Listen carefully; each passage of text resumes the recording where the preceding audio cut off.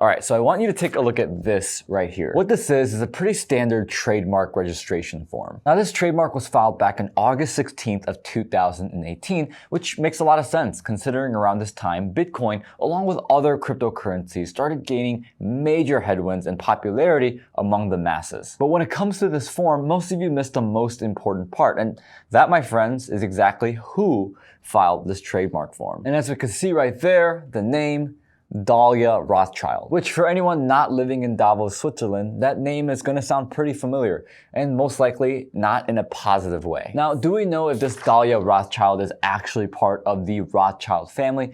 Well, we don't know that, and there's certainly strong evidence for both sides. And I'm sure the Rothschild family does a great job at making sure they have the maximum amount of privacy. Even though I'm sure they work very hard to make sure that we don't have ours, but hey, that's neither here nor there. But whether or not the Rothschild family plans on having their own cryptocurrency exchange one day, or maybe they already do, sorry guys, it must be the monkeypox that Klaus Schwab put in my water this morning. But regardless, it does shine light on a major movement that's been happening the last 5 years, which is the amount of money and resources that the global elites have been putting towards cryptocurrency and digital assets in general. I mean, some are even accepting payments for their political campaigns through digital assets. Now, I definitely have my thoughts on where I think all this is headed, but I'll share them towards the end of the video, so be sure to stick around. But regardless, of course, this all seems so strange to me, considering that even just 5 years ago, many of these leaders were calling cryptocurrencies a scam. Even our beloved Bill Gates said that he doesn't own any crypto because it doesn't have any valuable output and isn't adding to society. But of course, that's how this all works, right? A new innovation enters the market, it gains a lot of traction,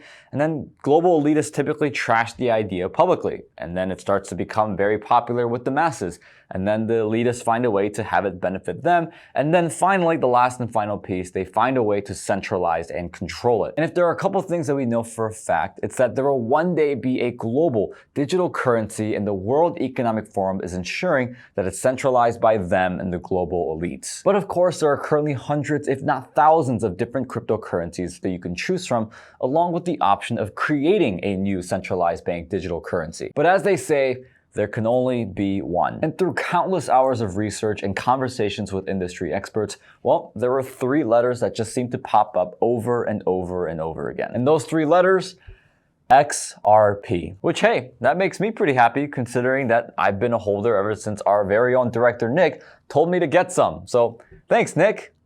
You're welcome. But upon further research, I discovered that there's so much more to XRP and Ripple than just Nick and I making a good chunk of money. And that's the possibility of XRP one day being the world's centralized bank digital currency. In fact, Ripple, the company behind XRP, is one of the few organizations that have very close relations and partnerships with the World Economic Forum. The WEF throughout the last few years has actually propped up Ripple and has given executives such as Brad Garlinghouse massive platforms such as Davos 2022. On top of that, Ripple has partnered with the Federal Reserve and even recruited former US Treasurer Rosie Rios to its board. And oh, by the way, remember this guy? The one who says that crypto has no valuable output and doesn't add anything to society? Well, as it turns out, his very own foundation is partnering with Ripple on a project that will certainly add to society. But of course, with all that said, as many of you may already know, XRP has had its fair share of obstacles, including a legal battle with the SEC that's been occurring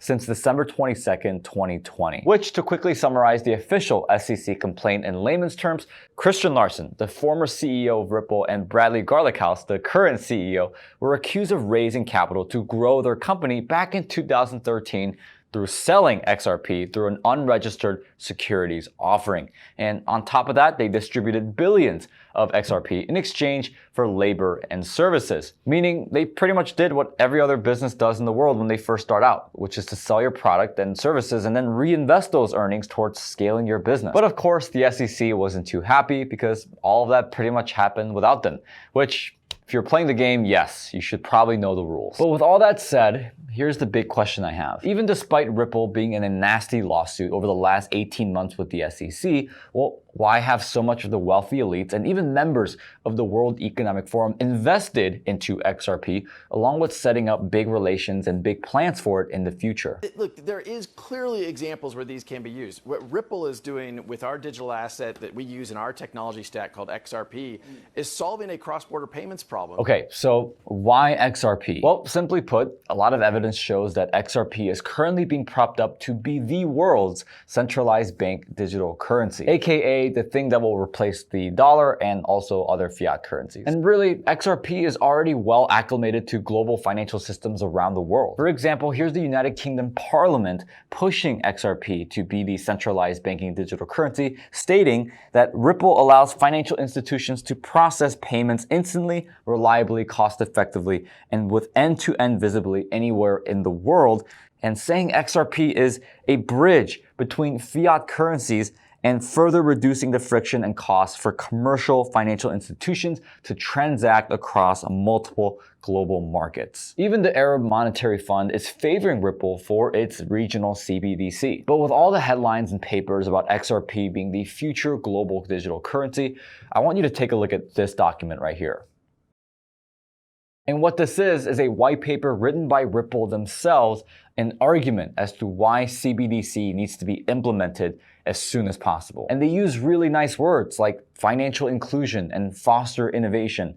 And then of course they say stuff like this, like maintain control and making sure central banks maintain sovereignty. In fact, later in the paper, they dive deeper into what that means, stating most existing digital assets are based on decentralized blockchains where every transaction is validated by a public network of hundreds, often thousands of validators, which makes total sense. It's called decentralized free market principles. Central banks will not be willing to relinquish control to a completely distributed model, as they need the ability to direct and influence their economies through currency management, while a fully centralized model would produce the required control. Central banks would miss out on innovations like programmable money and smart contracts that blockchain technology enables. It would also reduce the ability of private sector players to access and collaborate with CBDCs. As in, Ripple is saying, hey, we want all the control at the top, and not only that, we're willing to sacrifice free market principles and innovation, all for the sake